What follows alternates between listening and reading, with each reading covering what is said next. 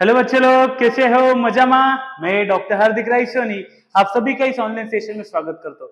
बच्चे लोग, इस ऑनलाइन सेशन में हम सीखने वाले हैं प्लांट वाटर रिलेशंस पार्ट 4। आज फाइनली हम ये चैप्टर कंक्लूड करेंगे, कंप्लीटली फिनिश करेंगे और इस पे कुछ इंपोर्टेंट जो क्वेश्चंस आ चुके हैं वो भी हम प्रैक्टिस करेंगे। तो चलो बच्चे लोग, टाइम वेस्ट ना करते हुए हम सीधे टॉपिक पे आते हैं। आज हम सबसे पहले सीखने वाले हैं ट्रांसलोकेशन ऑफ वाटर। ट्रांसलोकेशन मतलब क्या? ट्रांस मतलब ट्रांसफर, लोकेशन, ट्रांसलोकेशन मतलब लोकेशन चेंज होने वाली है। अब किसकी लोकेशन चेंज हो रही है? वाटर की। वाटर की लोकेशन कहां से कहां चेंज होने वाली है?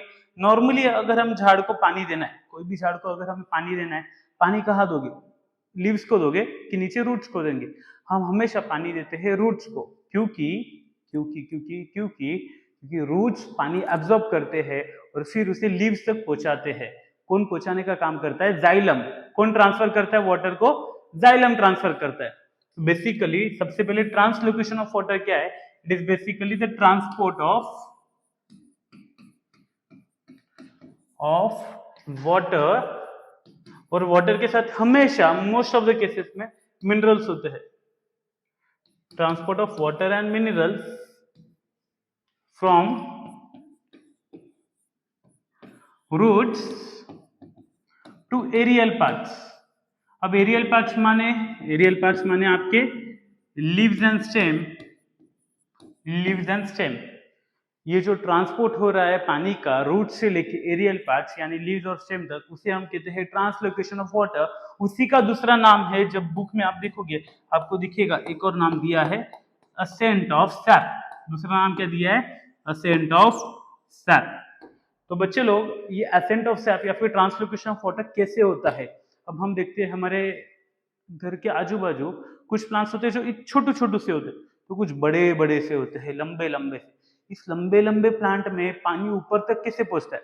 अब हमें तो पता है नॉर्मली अगर बिल्डिंग के फर्स्ट फ्लोर या सेकंड फ्लोर में भी आज के जमाने में बिना मोटर लगाए पानी पहुंचता नहीं है, तब इतना बड़ा बड़ा इतने हाइटेड प्लांट में मोटर नहीं है, कुछ भी नहीं है, तो भी पानी ऊपर तक कैसे जा रहा है? वो टॉप मोस्ट लिफ्ट तक पानी कैसे पहुंचता है?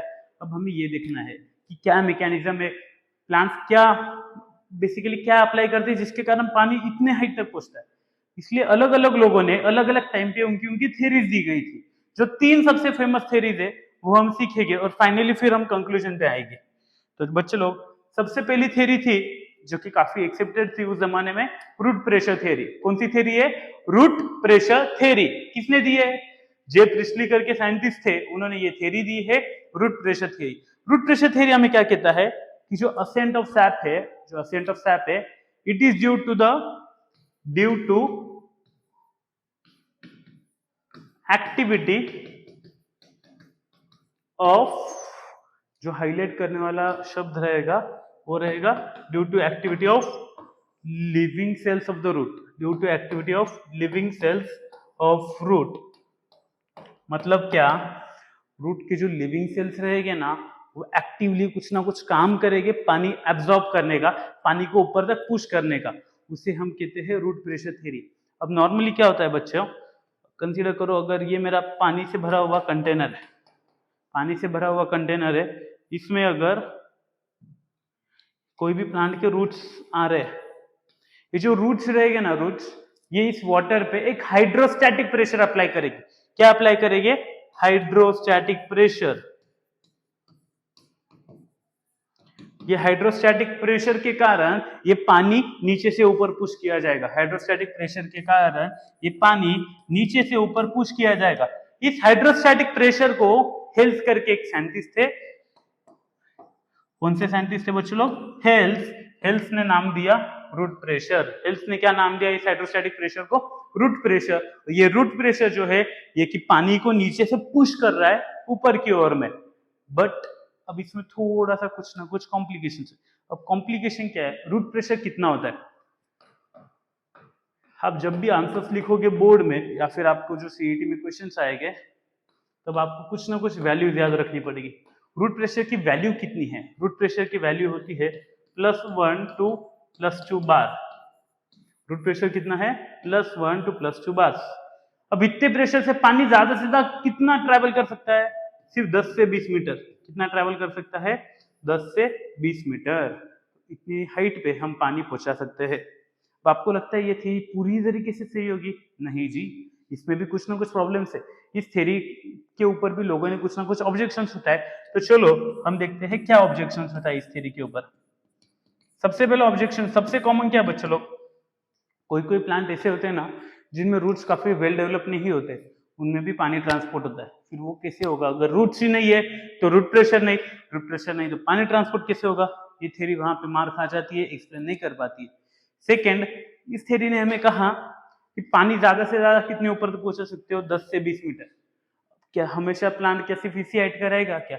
हमारे पास काफी सारे प्लांट्स है जो कि 20 मीटर से भी ऊंचे है। उस केस में क्या करोगे? जो टॉलर जिम्नोस्पर्म्स होते हैं उस केस में भी ये थ्योरी फेल होती है, हमें एक्सप्लेन नहीं कर पाती बेसिकली क्या मैकेनिज्म होगा जिसके कारण पानी ट्रांसपोर्ट होगा। नेक्स्ट, जो टॉलर जिम्नोस्पर्म्स होते हैं, लंबे लंबे जिम्नोस्पर्म्स, उनमें रूट प्रेशर की वैल्यू, टॉल जिम्नोस्पर्म्स में रूट प्रेशर की वैल्यू ऑलमोस्ट जीरो है। ऑलमोस्ट कितनी है? जीरो। तो उस केस में भी पानी ट्रांसपोर्ट कैसे होगा ये हम एक्सप्लेन नहीं कर सकते। ये थे दो तीन मेन ऑब्जेक्शंस जिसके कारण ये थ्योरी रिजेक्ट की गई और एक न्यू थ्योरी दी गई। न्यू थ्योरी का नाम है कैपिलैरिटी थ्योरी। न्यू थ्योरी का नाम क्या है? Capillarity theory. इस थ्योरी का एक और नाम है फिजिकल फोर्स थ्योरी। दूसरा नाम क्या बच्चे लोग? Physical force theory. Physical force theory ये किसने दी थी? बोहेम करके साइंटिस्ट थे, उन्होंने ये थ्योरी दी है, फिजिकल फोर्स थ्योरी या फिर कैपिलैरिटी थ्योरी। अब ये थ्योरी क्या कहती है? हमारी रूट प्रेशर थ्योरी के एग्जैक्ट ऑपोजिट है। रूट प्रेशर थ्योरी कहती थी कि ascent of sap is due to the activity of living cells of the root. तो ये हमें कहती है कि ascent of sap is due to the dead cells of the root. जो डेड सेल्स होते हैं वो काम करते हैं जिसके कारण पानी ट्रांसपोर्ट हो रहा है। अब ये कैपिलैरिटी क्या होता है बच्चे लोग? हमने फर्स्ट पार्ट में थोड़े बहुत इसके बारे में मैंने आपको आइडिया दी थी। फर्स्ट पार्ट में आप जब प्रॉपर्टीज ऑफ वाटर सीखोगे तब आपको इसके बारे में इंफॉर्मेशन मिलेगी। कैपिलैरिटी का मीनिंग क्या होता है? नॉर्मली कंसीडर करो, चलो हम नारियल पानी लेते हैं, सबसे बेस्ट एग्जांपल। ये अगर मैंने नारियल पानी लिया, इसमें मैंने स्ट्रॉ डाला, इसमें मैंने क्या डाला है? ये स्ट्रॉ मैंने ऐसे डाल दिया। नारियल पानी में पहले पानी तो भर देते, ये पानी है नारियल पानी में। जब भी मैं इसमें स्ट्रॉ डालूंगा पानी के अंदर, अपने आप बिना कुछ करे, बिना शक करे, पानी थोड़ा बहुत ही क्यों ना हो, इस स्ट्रॉ के अंदर उसकी लेवल बढ़ जाएगी। इसी हम कहते हैं कैपिलैरिटी। इसे हम क्या कहते हैं? कैपिलैरिटी। बेसिकली क्या होता है? वाटर को होता है high adhesive force, high cohesive force. Adhesive force क्या होता है? It is basically attraction among like molecules या फिर सिमिलर मॉलिक्यूल्स। और कोएसिव क्या होता है? डिसिमिलर। आई गेस मैंने उल्टा बोला है। कोएसिव होता है सिमिलर मॉलिक्यूल्स के बीच में और एडेसिव होता है अनलाइक मॉलिक्यूल्स। अब ये जो वाटर मॉलिक्यूल्स है ये एक दूसरे को चिपकेंगे, अट्रैक्ट होंगे, ये कोहेजन। ये वाटर मॉलिक्यूल्स है ये स्ट्रॉ के वॉल को भी चिपकेंगे, अट्रैक्ट होंगे। उनके बीच का जो फोर्स ऑफ अट्रैक्शन होगा उसे हम कहते हैं adhesion. Water has high adhesion, high cohesion and high surface tension, जिसके कारण वाटर हमें दिखाता है कैपिलैरिटी। कैपिलैरिटी मतलब अपने आप वो ट्यूब में उसकी लेवल बढ़ जाती है। तो बोहेम ने कहा था कि बेसिकली जब भी हमारा रूट वाटर के कांटेक्ट में आएगा, अपने आप पानी की लेवल ऊपर आ जाएगी, अपने आप पानी वो रूट में चढ़ेगा। आपको लगता है अब ये थ्योरी कंप्लीटली सही होगी? सुन के ही थोड़ा बहुत हमें लगता है यार इतना पॉसिबल नहीं। अब क्या क्या ऑब्जेक्शंस हो गए इस थ्योरी के ऊपर? सबसे कॉमन ऑब्जेक्शन क्या होगा बच्चे लोग? ऑब्जेक्शंस,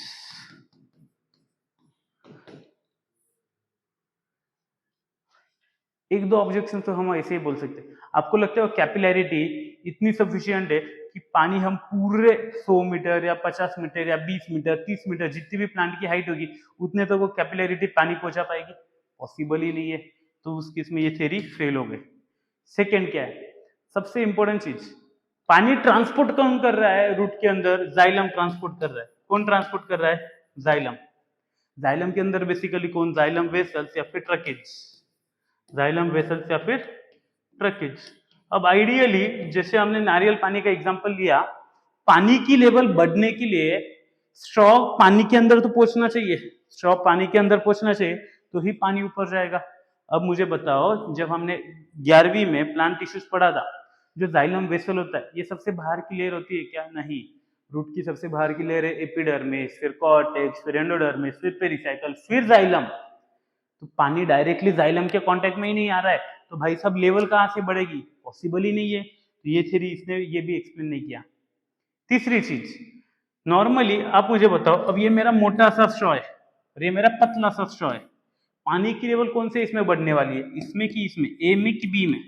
हमें पता है जितना पतला स्ट्रॉ उतना ज्यादा पानी की लेवल बढ़ेगी, बट हमें एक्चुअल में दिखा कि ये जो जाइलम वेसल्स होते हैं, ट्रकीज होते हैं, ये ब्रॉड होते हैं, ये मोटे होते हैं। तो वहां पे भी कैपिलैरिटी थ्योरी हमें एक्सप्लेन नहीं कर पाई कि इसके पीछे का मैकेनिज्म क्या है, तो इसलिए फिर कैपिलैरिटी थ्योरी भी रिजेक्ट हो गई। और फाइनली एक और न्यू थ्योरी आई, उस थ्योरी का नाम था ट्रांसपिरेशन पूल थ्योरी। थ्योरी का नाम क्या बच्चे लोग? Transpiration pull theory. Transpiration pull theory का एक और नाम है अडेजन कोहेजन थ्योरी या कोहेजन अडेजन थ्योरी। एक और नाम क्या है उसका? Cohesion adhesion theory. Cohesion adhesion theory किसने दी थी भाई ये थ्योरी? कोहेजन अडेजन थ्योरी दी गई थी डिक्सन एंड जॉली करके, दो साइंटिस्ट थे, उन्होंने ये थ्योरी दी है। सबसे इंपॉर्टेंट पॉइंट जो हमें याद रखना है, it is the most accepted theory. बच्चे लोग ये पॉइंट हमेशा याद रखना, most accepted theory of ascent of sap is transpiration pull theory. भले ही ये थ्योरी 100% एक्सेप्टेड नहीं है, but it is the most accepted.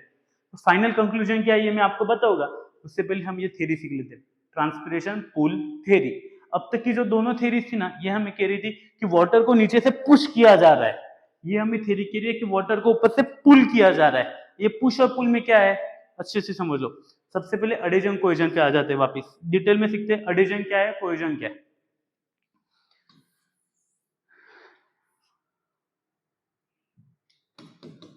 एक वेसल लिया है,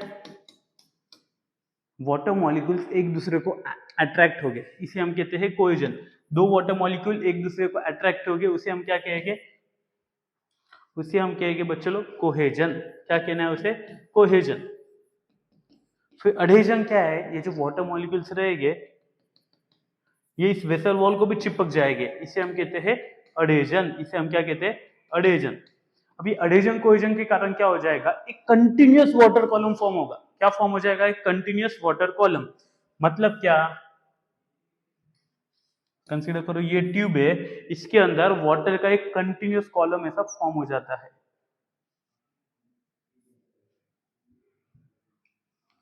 वाटर की कंटिन्यूअस लेवल ऐसी फॉर्म हो जाएगी नीचे से लेके ऊपर तक। अब इसमें एक इंपॉर्टेंट चीज है, कंटिन्यूअस वाटर कॉलम फॉर्म हो गया है, कहां से कहां तक? रूट से लेके लीव्स तक। ये एक बार फॉर्म हो गया है, बट अब इसके साथ एक और मैकेनिज्म एक्ट करता है। मैकेनिज्म का नाम है ट्रांसपिरेशन। ट्रांसपिरेशन माने चैप्टर में आगे डिटेल में है, बस स्लाइटली उसके बारे में इंफॉर्मेशन देता हूं। ट्रांसपिरेशन मतलब loss of water in the form of vapour.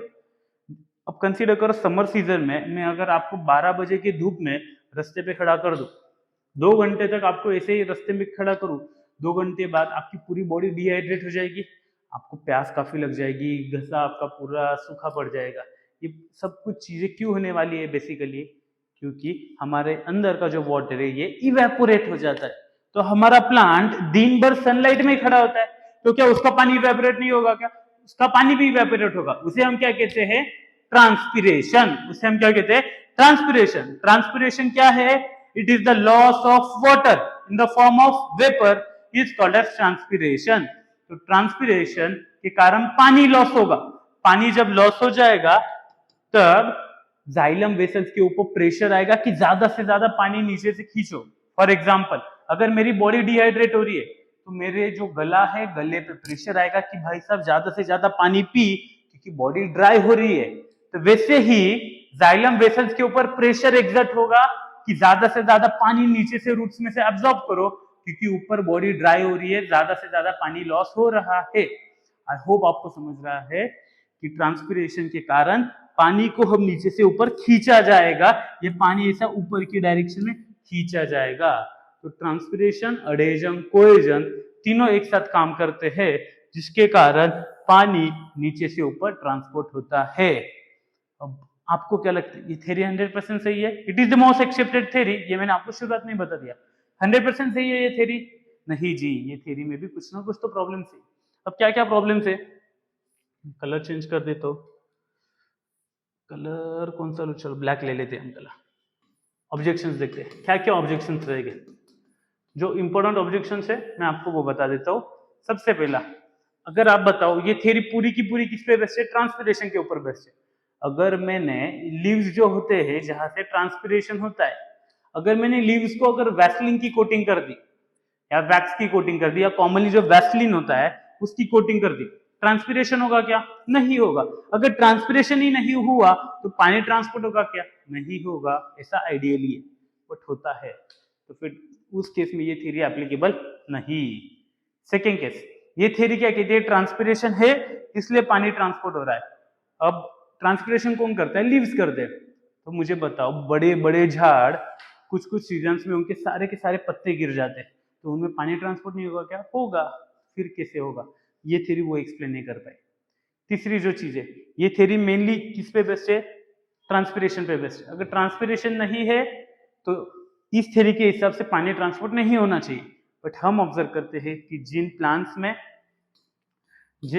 में लीव्स नहीं है, नो लीव्स, या फिर लीव्स को कवरिंग है, लीव्स को हमने कवर किया है वैसलिन वगैरह से, उस केस में भी ट्रांसपिरेशन हो रहा है कुछ ना कुछ हद तक, तो भी पानी ट्रांसपोर्ट हो रहा है। ट्रांसपिरेशन कम है तो भी पानी पूरी तरीके से ट्रांसपोर्ट हो रहा है। तो ये थ्योरी वहां पे एक्सप्लेन करने को कम पड़ गई, रह गई, जिसके कारण आज हम इस कंक्लूजन पे पहुंचे हैं कि root pressure 1, capillarity 2, transpiration pull 3, ये तीनों चीजें एक साथ काम करती है, तब जाके असेंट ऑफ सैप होता है, तब जाके पानी ट्रांसपोर्ट होता है रूट से लेके लीव्स पे। तीनों की तीनों चीजें एक साथ होनी चाहिए तो ही पॉसिबल है। ऐसा कोई सिंगल मैकेनिज्म नहीं है जिसके कारण वाटर ट्रांसपोर्ट हो रहा है। चलो बच्चे लोग, हम आगे जाते हैं। आगे हमें सीखना है path of translocation of food. हमने अब तक क्या सीखा है? ट्रांसलोकेशन ऑफ वाटर और path of translocation of food. Food कैसे ट्रांसपोर्ट होगा? सबसे पहले तो फूड कौन ट्रांसपोर्ट करता है प्लांट बॉडी में? फूड ट्रांसपोर्ट करने के लिए प्लांट बॉडी में होता है फ्लोएम। क्या होता है? फ्लोएम। वाटर ट्रांसपोर्ट करने के लिए होता है जाइलम, फूड ट्रांसपोर्ट करने के लिए होता है फ्लोएम। और जो फूड है वो मोस्टली कौन से फॉर्म में ट्रांसपोर्ट होता है? सुक्रोज के फॉर्म में। कौन से फॉर्म में ट्रांसपोर्ट होगा? सुक्रोज के फॉर्म में ट्रांसपोर्ट होगा। और एक इंपॉर्टेंट चीज, transport of food in plants is bidirectional. Bidirectional माने ऊपर से नीचे, नीचे से ऊपर, दोनों साइड में फूड ट्रांसपोर्ट होने वाला है। लीव्स से लेके रूट, रूट से लेके लीव्स, फूड दोनों साइड में ट्रांसपोर्ट होगा। कौन ट्रांसपोर्ट करेगा? फ्लोएम। कौन से फॉर्म में ट्रांसपोर्ट करेगा? सुक्रोज। अब दो टाइप के पार्ट्स है, एक है वर्टिकल ट्रांसलोकेशन, एक है लैटरल ट्रांसलोकेशन। वर्टिकल ट्रांसलोकेशन मतलब कौन से डायरेक्शन में है? सीधा ऊपर से नीचे जाएगा या फिर नीचे से ऊपर जाएगा। Second, lateral translocation. लैटरल मतलब क्या? बाजू में, साइड में। अगर मेरा पाइप है, इसमें अगर ऊपर से नीचे अगर ये डायरेक्शन में फूड ट्रांसपोर्ट हो रहा है, ये हो गया वर्टिकल। सेकेंड, कलर चेंज कर लेता हूँ। कलर कौन सा लूं? चलो येलो ले लेता हूँ। अगर फूड ये डायरेक्शन में ट्रांसपोर्ट हो रहा है तो इसे मैं कहूंगा लैटरल ट्रांसलोकेशन। इसे मैं क्या कहूंगा? Lateral translocation. अब लैटरल ट्रांसलोकेशन भी दो टाइप का है, एक है रेडियल, एक है टेंजेंशियल। एक कौन सा है? रेडियल। रेडियल ट्रांसलोकेशन मतलब फूड कहां से कहां जाने वाला है? फ्लोएम से लेके पिथ पे। कहां से कहां जाएगा? फ्लोएम से लेके पिथ पे। कोई बच्चे सोच रहे हो कि पीथ क्या है भाई? पीथ आपने 11वीं में पढ़ा था प्लांट टिश्यूज में। पीथ बेसिकली क्या होता है? जब भी हम स्टेम या रूट को कट करते हैं तो सेंटर वाला पार्ट होता है, उसे हम कहते हैं पीठ। सेंटर वाले पार्ट को क्या कहते हैं? पीठ। तो वही टेंजेंशियल माने फ्लोएम से लेके कॉर्टेक्स पे। फ्लोएम से लेके कॉर्टेक्स। कॉर्टेक्स कहाँ का पार्ट है? बाहर वाला पार्ट है। तो सिंपली अपन एक न्यू गोल सर्कल ड्रॉ करते हैं। कंसिडर करो ये फ्लोएम है।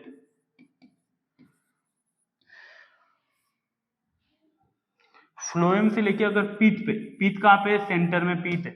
अगर ये डायरेक्शन में फूड ट्रांसपोर्ट हो रहा है तो इसे मैं कहूंगा रेडियल। इसे क्या कहूंगा? रेडियल।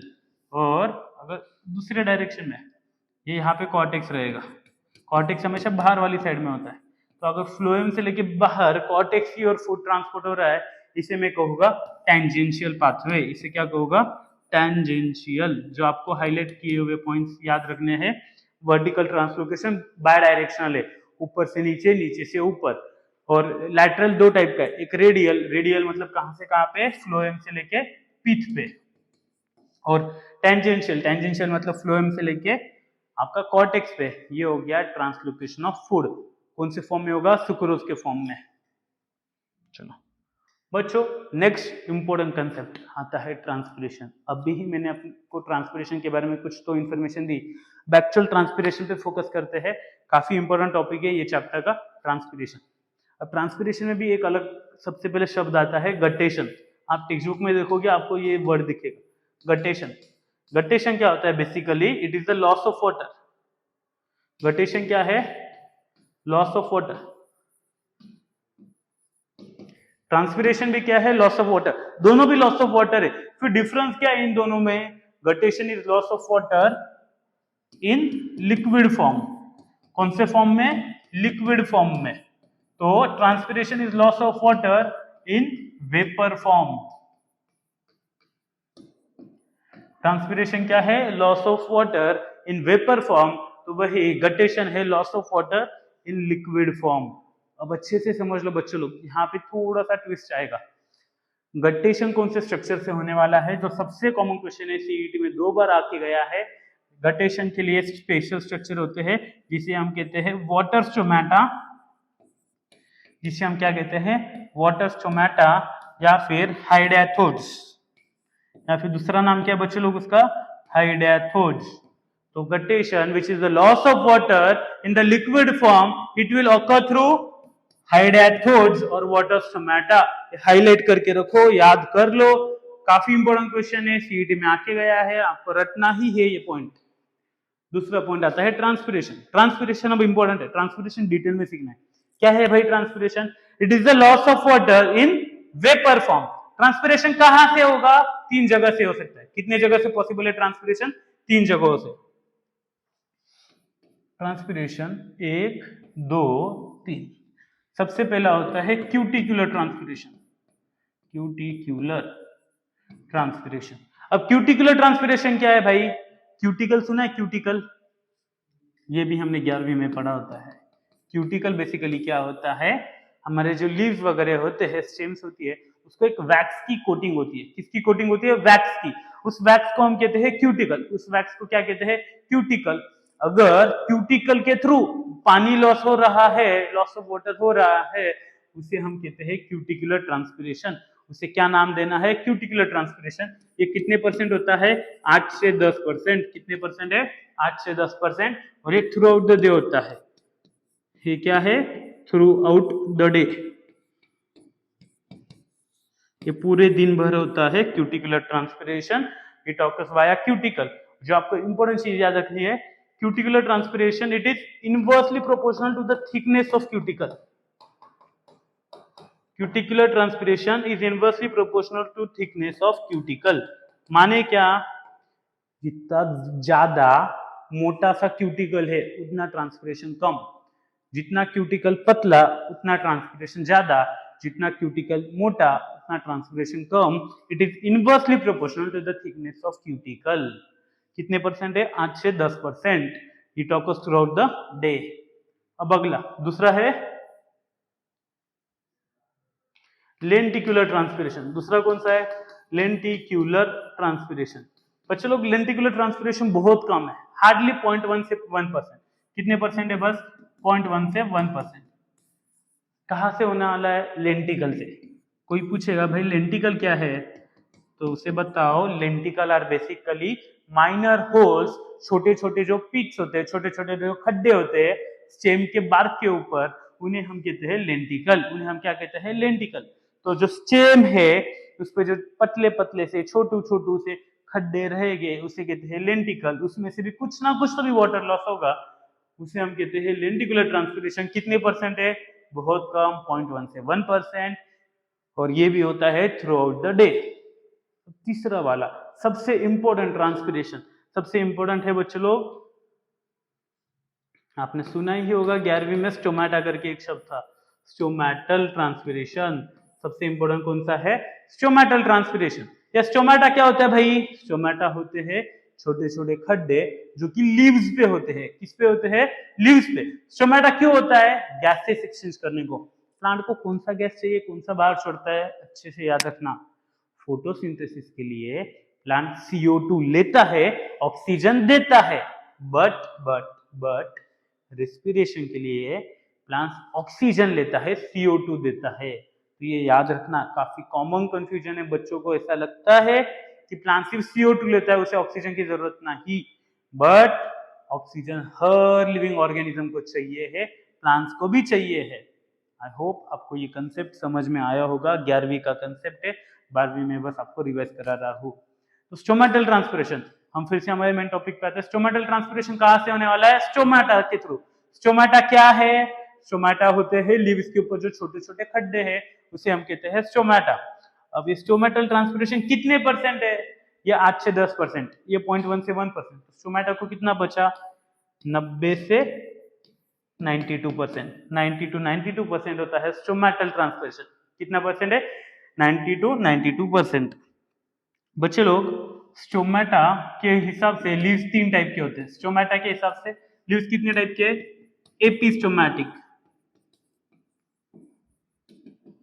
हाइपोस्टोमेटिक और एम्फिस्टोमेटिक।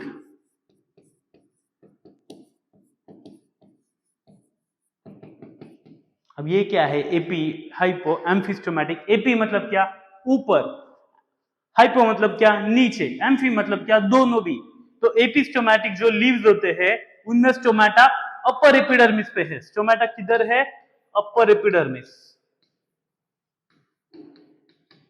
ये हमें मेनली मिलता है हाइड्रोफाइट्स में। कौन से प्लांट्स में? हाइड्रोफाइट्स। हाइड्रोफाइट्स का एग्जांपल क्या है बच्चों लोग? आपका लोटस। लोटस वगैरह में हमें मिलते हैं एपिस्टोमेटिक लीव्स। कौन से लीव्स मिलते हैं? एपिस्टोमेटिक। तो वही हाइपोस्टोमेटिक। हाइपोस्टोमेटिक मतलब स्टोमेटा कहाँ रहेगा? नीचे, मतलब it is found on lower epidermis. It is found on lower epidermis. ये हमें मिलेगा मीजोफाइट्स में। एक ये हाइड्रोफाइट्स और ये जीरोफाइट्स। सॉरी, मीजोफाइट्स नीचे वाला है, यह हमें मिलेगा जीरोफाइट्स में। जीरोफाइट्स मतलब डेजर्ट वाले प्लांट्स। जीरोफाइट्स मतलब क्या? डेजर्ट वाले प्लांट्स। तो वही एम्फिस्टोमेटिक। एम्फिस्टोमेटिक मतलब क्या? स्टोमेटा दोनों भी जगह रहेगा, upper epidermis, lower epidermis. Stomata दोनों भी जगह, upper and lower epidermis. Upper and lower epidermis माने ये हमें मिलेगा मीजोफाइट्स में। मीजोफाइट्स मतलब क्या? हाइड्रोफाइट्स मतलब वाटर प्लांट्स, जीरोफाइट मतलब डेजर्ट प्लांट्स, मीजोफाइट्स मतलब ऐसे प्लांट्स जिनको एवरेज वाटर चाहिए, ना बहुत ज्यादा ना बहुत कम। ये एवरेज वाले प्लांट्स होते हैं। ये होते हैं डेजर्ट प्लांट्स, ये होते हैं वाटर प्लांट्स। तो ये थे classification of leaves based on position of stomata. Stomata अगर ऊपर है एपिस्टोमेटिक, नीचे है हाइपोस्टोमेटिक, दोनों जगह है एम्फिस्टोमेटिक। चलो बच्चे लोग, अब हम आते हैं मेन स्टोमेटा पे। स्टोमेटा पे फोकस करो। स्टोमेटा का ये डायग्राम आपने 11वीं में पढ़ा होगा। स्टोमेटा के 5 बेसिकली एक शब्द था 11वीं में, स्टोमेटल अपैरेटस। एक शब्द क्या था? Stomatal apparatus. कुछ याद आ रहा है? 11वीं में ये पढ़ा हुआ शब्द है स्टोमेटल अपैरेटस। कोई बच्चे बोल रहे होंगे भाई ये क्या 11वीं कर रहा है कब से? प्लांट्स का काफी सारा टॉपिक्स पूरा का पूरा आपका 11वीं के बेसिक्स पे डिपेंडेंट है। अगर 11वीं में plant tissues and anatomy, morphology of flowering plants अच्छे से किया है तो 12th का बॉटनी आपके लिए काफी इजी है। बट अगर 11th वीक है तो 12th भाई सब थोड़ा तो डिफिकल्ट जाएगा ही जाएगा। तो 11वीं में हमने पढ़ा था स्टोमेटल अपैरेटस। स्टोमेटल अपैरेटस में क्या होता है? बेसिकली स्टोमेटा और उसके आजू बाजू वाले सेल्स। अब ये कौन से सेल्स है, हम एक एक करके सीखते हैं। ये जो मैंने डायग्राम ड्रॉ करी है, दो येलो कलर के दो बाहर के सेल्स है, इन्हें हम कहते हैं गार्ड सेल्स। इन्हें हम क्या कहते हैं? Guard cells. गार्ड का नाम क्या होता है? गार्ड मतलब क्या? प्रोटेक्ट करना। जैसे हमारे घर के बाहर हम गार्ड रखते हैं, सिक्योरिटी गार्ड हम उसे कहते हैं। सिक्योरिटी गार्ड का काम क्या है? हमारे घर को प्रोटेक्ट करना। वैसे ही ये गार्ड सेल्स होते हैं। गार्ड सेल्स का काम होता है ये जो बीच में का खड्डा है जिसे हम कहते हैं स्टोमा। खड्डे को हम क्या कहते हैं? स्टोमा। इस स्टोमा को प्रोटेक्ट करना। तो guard cells will regulate opening and closing of stomata. Guard cells क्या करेंगे? It will regulate opening and closing of stomata. Guard cells के बाहर जो कि रेड कलर में मैंने ड्रॉ किया है, ये है, ये रेड कलर के है एक्सेसरी सेल्स। एक्सेसरी सेल्स या फिर इसका दूसरा नाम है सब्सिडियरी सेल्स। दूसरा नाम क्या है बच्चे लोग? Subsidiary cells. सब्सिडियरी सेल्स या एक्सेसरी सेल्स के बारे में आपको एक ही पॉइंट याद रखना है, वो एक इंपॉर्टेंट पॉइंट है कि ये है रिजर्वॉयर ऑफ पोटेशियम आयंस। ये है reservoir of potassium ions, K+ ions. इनमें बहुत सारे पोटेशियम आयंस है। और लास्ट ये बाहर वाले है एपिडर्मल सेल्स। एपिडर्मल सेल्स से हमें कुछ लेना देना नहीं है, हमें बस अंदर वाले सेल्स से लेना देना है। तो स्टोमेटल apparatus में क्या क्या आता है? स्टोमेटल apparatus में आता है stoma plus guard cells plus accessory cells. Stomatal apparatus में क्या क्या आता है? स्टोमा मतलब वो खड्डा, उसको गाइड करने वाले गार्ड सेल्स, और उसके बाहर होते हैं एक्सेसरी सेल्स। तो बच्चे लोग गार्ड सेल्स के बारे में जो इंपॉर्टेंट चीजें हैं आपको पता होनी चाहिए। ये जो गार्ड सेल्स होते हैं इनका शेप हो सकता है किडनी शेप्ड डाइकोट्स में और डंबल शेप्ड मोनोकोट्स में। किडनी शेप्ड कौन से प्लांट्स में है? डाइकोट्स में। डंबल शेप किस में है? मोनोकोट्स में। एक ऐसा प्लांट है जिसमें दोनों भी किडनी और डंबल शेप गार्ड सेल्स मिलेंगे, उस प्लांट का नाम है सिप्रस। कौन सा प्लांट है? सिप्रस। सिप्रस, ये प्लांट पे क्वेश्चन आया था बोर्ड एग्जाम 2022 या 23 में, मोस्ट ऑफन आई गेस मार्च 2023 का क्वेश्चन है if I am not wrong, कि उन्होंने पूछा था which plant has guard cells of both kidney and dumbbell shape. Answer था सिप्रस। आंसर क्या है? सिप्रस। नॉर्मली मोनोकोट्स में कौन सा शेप का रहेगा dicot guard cell? Dumbbell shape. और डाइकोट्स में कौन सा रहेगा? Kidney shape. तो आपको ये सारी चीजें याद रखनी है। गार्ड सेल जैसे अभी मैंने बोला वो क्या करता है? गार्ड करता है। किसे गार्ड करना है? स्टोमेटा को। ये डिसाइड करेगा कि गार्ड सेल डिसाइड करेगा कि स्टोमेटा कब खुलेगा कब क्लोज होगा। गार्ड सेल क्या डिसाइड करने वाला है? स्टोमेटा कब क्लोज होगा और कब ओपन होगा। स्टोमेटा ओपन क्यों चाहिए है? क्योंकि उसी के थ्रू गैसेस एक्सचेंज होंगे। उसी के थ्रू क्या होने वाले? गैसेस एक्सचेंज होने वाले। और प्रॉब्लम क्या है? जब ये गैसेस एक्सचेंज होते हैं उसी के साथ साथ कुछ ना कुछ वाटर भी लॉस हो जाता है इन द फॉर्म ऑफ ट्रांसपिरेशन। तो ये स्टोमेटा की ओपनिंग काफी इंपॉर्टेंट है। तो बच्चे लोग हम देखते हैं अब हमें आगे देखना है स्टार्च शुगर इंटरकन्वर्जन थ्योरी। बच्चों लोग दो थ्योरीज पढ़नी है। एक है स्टार्च शुगर इंटरकन्वर्जन थ्योरी, ये थ्योरी दी थी स्टीवर्ट ने। दूसरी थ्योरी है प्रोटॉन ट्रांसपोर्ट थ्योरी, ये दी थी लेविट ने। दोनों भी थ्योरीज हमें दिखाती है, हमें समझाने की कोशिश कर रही है स्टोमेटा कब ओपन होगा, स्टोमेटा कब क्लोज होगा। तो हम फर्स्ट थ्योरी से शुरुआत करते हैं। Starch sugar interconversion theory Stewart ने दी थी। इस थ्योरी ने कहा है कि during day time in guard cell अब क्या होता है? बच्चों लोग मॉर्निंग में सुबह उठने पे बहुत भूख लगी है, भूख बहुत लगी, हम सबसे पहले मम्मी को परेशान करेंगे, मम्मी खाना दो खाना दो खाना दो। मम्मी के पास दो ऑप्शंस होते हैं। दो ऑप्शंस कौन से है? एक ऑलरेडी जो फ्रिज में स्टोर्ड है रात का बचा कुचा वही हमें दे दो, या फिर नया फूड बनाओ। तो ड्यूरिंग डे टाइम जो ऑलरेडी स्टोर्ड फूड है प्लांट भी उसी को यूज करने को चाहेगा। जो स्टार्च स्टोर्ड होता है तो गार्ड सेल के अंदर स्टार्च का कन्वर्जन कर दिया जाता है शुगर में। किसमें कर दिया जाता है? शुगर में। कौन करता है भाई? इसके लिए एंजाइम होता है फॉस्फोराइलेज। कौन सा एंजाइम है बच्चों लोग? फॉस्फोराइलेज स्टार्च का कन्वर्जन कर देगा शुगर में। अब अच्छे से समझ लो, ऑस्मोसिस वाला कंसेप्ट हमें देखना है। ये गार्ड सेल था, शुरुआत में कुछ भी नहीं है, शुरुआत में उसका नॉर्मल वाटर वगैरह जो भी कॉन्सेंट्रेशन होगा उसका XYZ कॉन्सेंट्रेशन होगा। अब जैसे ही हमने बोला कि अर्ली इन द मॉर्निंग, दिन में इसके अंदर शुगर तैयार हो गई। इसके अंदर क्या तैयार हो गया है? शुगर, ये फॉर्म हो गया है। इसके अंदर अगर शुगर तैयार हो गया है तो इसका कॉन्सेंट्रेशन बढ़ गया कि कम हो गया? गार्ड सेल का कॉन्सेंट्रेशन बढ़ गया। शुगर फॉर्म होने के कारण इसका कॉन्सेंट्रेशन बढ़ गया, इंक्रीज इन कॉन्सेंट्रेशन। बाहर कॉन्सेंट्रेशन कम है, लो कॉन्सेंट्रेशन। गार्ड सेल के अंदर कॉन्सेंट्रेशन ज्यादा है। ऑस्मोसिस हमें क्या कहता है? Water will always move from low concentration to high concentration. तो इस केस में वाटर फटाफट अंदर मूव करना शुरू कर देगा। गार्ड सेल के अंदर पानी भर जाएगा गार्ड सेल टर्जिड हो जाएगा। गार्ड सेल क्या हो जाएगा? टर्जिड। और टर्जिड बोले तो फूल जाएगा।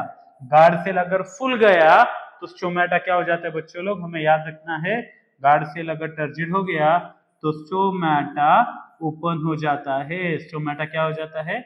ओपन हो जाता है। अब बोलोगे सर ऐसा क्यों? गार्ड सेल अगर टर्जिड हो गया तो स्टोमेटा ओपन क्यों होगा? उसके पीछे छोटू सा रीजन है बच्चों। पीछे वाली डायग्राम देखो। अभी हमने एक डायग्राम देखी थी, हाँ ये वाली डायग्राम। ये वाली डायग्राम देखो बच्चे लोग, इसमें स्टोमेटा बीच में है, गार्ड सेल दोनों भी येलो कलर वाले थे गार्ड सेल। ये गार्ड सेल फूल गए तो ऐसे स्ट्रेच हो जाएगी, ये दोनों एक दूसरे से दूर चले जाएंगे, स्टोमेटा खुल जाएगा। समझा मैं क्या कहना चाहता हूँ? गार्ड सेल अगर स्ट्रेच हो गए तो ये बीच वाली ओपनिंग खुल जाएगी, और गार्ड सेल अगर फ्लैटिड हो गए, एक दूसरे पे चिपक जाएंगे, ये ओपनिंग बंद हो जाएगी। तो आपको बस याद रखना है, guard cell turgid, stomata open, guard cell flaccid, stomata close. तो यही अब हम देखेंगे कि during day time guard cell open turgid हो गया तो स्टोमेटा ओपन हो गया। अब ड्यूरिंग नाइट टाइम आते हैं, ये डे टाइम हो गया। इन नाइट, रात का समय हो गया है, बचा कुचा खाना है, मम्मी क्या करेगी? एक तो उसे फेंक देगी या फिर फ्रिज में स्टोर करेगी। तो यहाँ पे प्लांट भी वही करता है, जो शुगर एक्स्ट्रा बच चुकी है उसे स्टोर करके रखो, स्टोर करेगी इन द फॉर्म ऑफ स्टार्च। तो यही है, अब यहाँ पे जो शुगर थी, शुगर चली गई, शुगर हमने स्टोर करके रख दी, तो अंदर की शुगर गायब है। तो अब अंदर कॉन्सेंट्रेशन क्या हो जाएगा बच्चे लोग? अंदर कॉन्सेंट्रेशन हो जाएगा लो, अंदर कॉन्सेंट्रेशन हो जाएगा लो कॉन्सेंट्रेशन, बाहर कॉन्सेंट्रेशन क्या हो जाएगा? Comparatively high concentration. बाहर कॉन्सेंट्रेशन हो गया हाई, अंदर कॉन्सेंट्रेशन हो गया लो। ऑस्मोसिस का रूल अप्लाई करो। ऑस्मोसिस ने हमें सिखाया है कि water always move from low concentration to high concentration. तो इस केस में क्या होगा बच्चे लोग? पानी बाहर आ जाएगा। गार्ड सेल के बाहर पानी आ गया तो गार्ड सेल हो जाएगा फ्लैसिड। गार्ड सेल फ्लैसिड हो गया तो भाई स्टोमेटा क्या हो जाएगा? अभी हमने बोला है गार्ड सेल फ्लैसिड, तो स्टोमेटा क्लोज। स्टोमेटा हो गया क्लोज। ये थी बच्चों लोग स्टार्च शुगर इंटरकन्वर्जन थ्योरी, जिसने हमें सिखाया है कि during day time starch is converted into sugar, guard cell becomes turgid, stomata becomes open. During night time sugar is stored in the form of starch, guard cell का concentration कम हो जाता है, पानी बाहर चला जाता है, गार्ड सेल फ्लैसिड हो जाएगा, स्टोमेटा क्लोज्ड। तो ये थी बच्चों लोग पहली थ्योरी। अब इसके बाद अगली थ्योरी, अगली थ्योरी कौन सी है? Proton transport theory.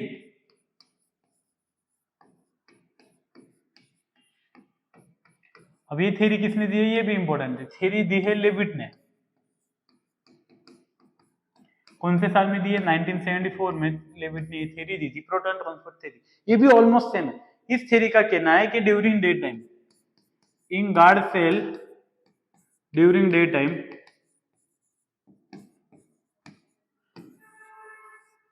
जो स्टार्च होता है ना, स्टार्च, इसका कन्वर्जन कर दिया जाता है मैलिक एसिड में। इसका कन्वर्जन किस में कर दिया जाता है?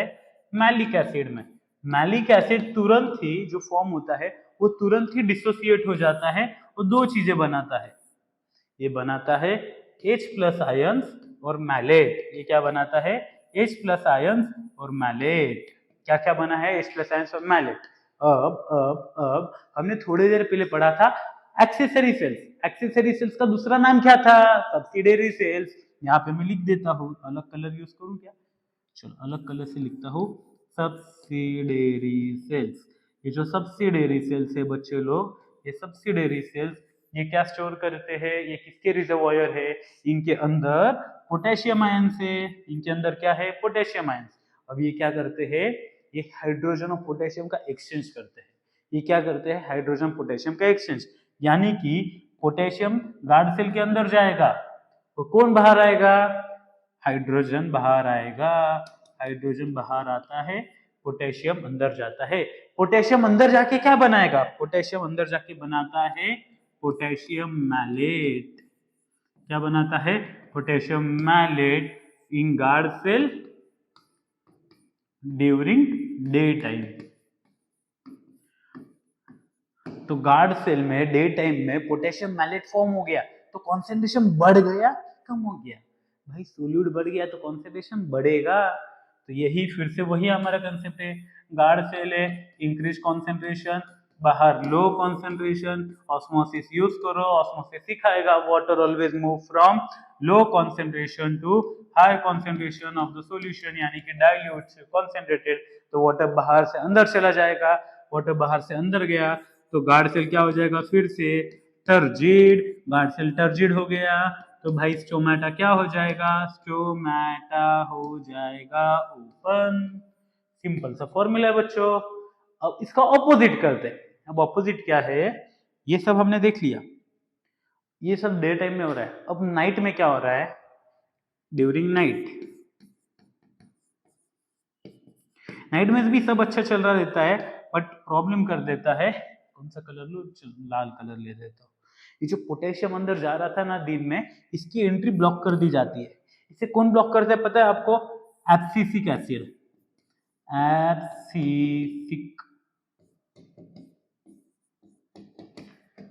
एब्सिसिक एसिड होता है, ये एक प्लांट हार्मोन है, ये पोटेशियम को अंदर ही जाने नहीं देता है। पोटेशियम अंदर ही नहीं गया, पोटेशियम मैलेट फॉर्म होगा क्या? नहीं जी नहीं, पोटेशियम मैलेट भी फॉर्म नहीं होगा। अगर ये पोटेशियम मैलेट फॉर्म नहीं हुआ तो अंदर कॉन्सेंट्रेशन कम हो जाएगा, अंदर लो कॉन्सेंट्रेशन, बाहर कॉन्सेंट्रेशन हाई। तो पानी कहाँ से कहा जाएगा? पानी जाएगा अंदर से बाहर। पानी अंदर से बाहर जा रहा है तो गार्ड सेल हो जाएगा फ्लैसिड। गार्ड सेल फ्लैसिड है बोले तो स्टोमेटा क्या हो जाएगा? स्टोमेटा हो जाएगा क्लोज। ये थी बच्चों लोग दो थ्योरीज, जिसने भी दोनों ने हमें यही कहा है कि स्टोमेटा ओपन कब रहेगा? जब गार्ड सेल टर्जिड है। स्टोमेटा क्लोज कब होगा? जब गार्ड सेल फ्लैसिड है। बस दोनों ने अलग अलग मेथड से समझाया कि स्टोमेटा कब टर्जिड और फ्लैसिड होता है, बट अल्टीमेटली दोनों का एक ही कहना है। दोनों काफी इजी थ्योरीज है, अच्छे से समझ लो। अब हम आते हैं अगले इंपॉर्टेंट कंसेप्ट पे और फाइनली चैप्टर को एंड करने की तरफ चले जाते हैं। अब हमारा अगला इंपॉर्टेंट कंसेप्ट है significance of transpiration. Significance of transpiration.